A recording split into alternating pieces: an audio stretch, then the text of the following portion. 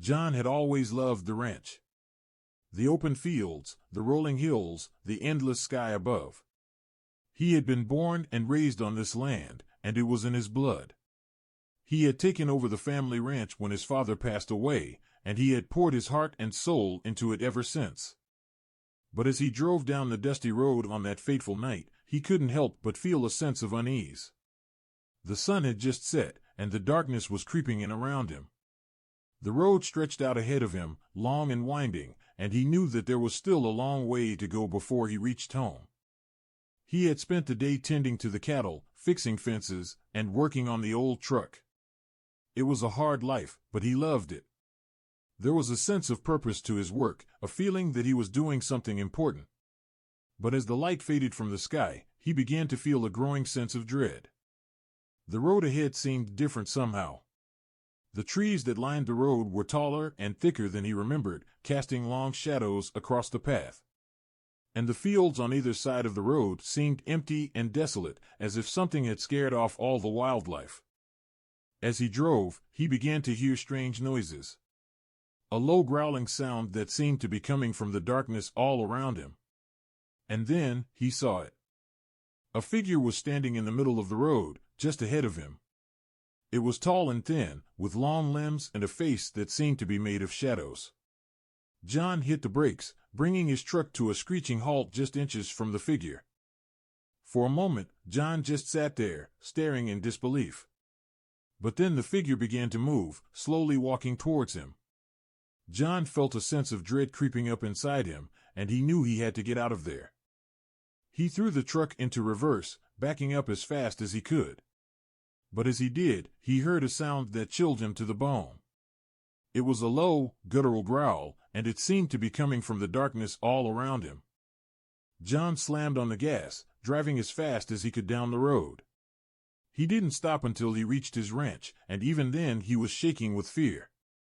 For weeks, John couldn't shake the feeling of terror that had gripped him on that ride home. He tried to put it out of his mind, focusing on his work and his daily routine. But the sense of unease never went away. And then, one day, he heard a story that made his blood run cold. It was a tale of a creature that haunted the roads and fields of the area. A creature that was said to be half man, half beast, with razor-sharp claws and glowing eyes. John didn't want to believe it, but the more he thought about it, the more it made sense. The creature he had seen on the road that night had seemed almost otherworldly, as if it wasn't quite real. As the months passed, John became more and more obsessed with the creature. He spent every spare moment researching legends and stories, trying to find some explanation for what he had seen. And then, one night, he heard the growling sound again. It was coming from outside his window, and it was louder than ever. He knew that he had to face his fears, to find out once and for all what was out there. He grabbed his shotgun and stepped out into the night, heart pounding in his chest. The moon was full, casting an eerie light across the land. And then he saw it again. The creature stood at the edge of his property, its eyes glowing in the moonlight. John raised his shotgun, but before he could take a shot, the creature vanished into the darkness. For weeks, John patrolled his ranch every night, always hoping to catch a glimpse of the creature again. And then, one night, he finally saw it. The creature was prowling along the fence line, looking for a way in. John raised his shotgun and took aim, but before he could fire, the creature turned and charged straight at him. John fired, but the creature seemed to dodge the shot effortlessly. It was upon him in an instant, its razor-sharp claws tearing into his flesh. As John lay dying on the ground, he realized the truth. The creature wasn't some otherworldly being, it was just a wild animal.